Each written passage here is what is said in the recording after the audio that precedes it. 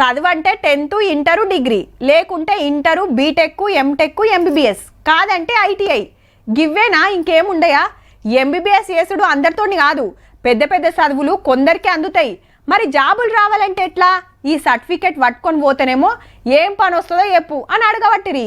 గిట్ల కావద్దనే ఇగో గిది తెచ్చింది మన గవర్నమెంట్.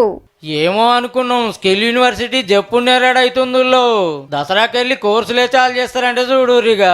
మొత్తం 20 కోర్సులు ఉంటే అందులో 6 కోర్సులు పండుగ నాడు షురు అవుతాయని సర్కార్ పెద్ద ఆఫీసర్ శాంతకుమార్ మేడం చెప్పింది. ఇప్పటి మందం అయితే టెంపరీ బంగ్లాలో నడిపిస్తారట. సిటీసీ వారు ముచ్చర్లలో 57 ఎకరాల జాగలో యంగ్ ఇండియా స్కిల్ యూనివర్సిటీ కట్టేదానికి మొన్ననే భూమి పూజ చేసిండు సీఎం సారు. మహీంద్రా కంపెనీలో ఓనర్ ఆనంద్ మహీంద్రా సార్ దీనికి చైర్మన్. అమెరికా టూర్ కు పోయినాడు. అక్కడ వాళ్ళకి చెప్తే 140 కంపెనీలు ఆసరైతామని మాట ఇచ్చినాయట.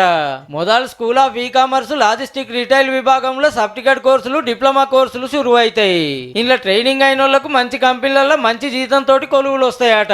వెనకట్ లెక్క కాకుండా టెక్నాలజీ తోటి ట్రైనింగ్ ఉంటది. మళ్ళా ఏడాదిలో 20,000 మంది తయారవుతారు.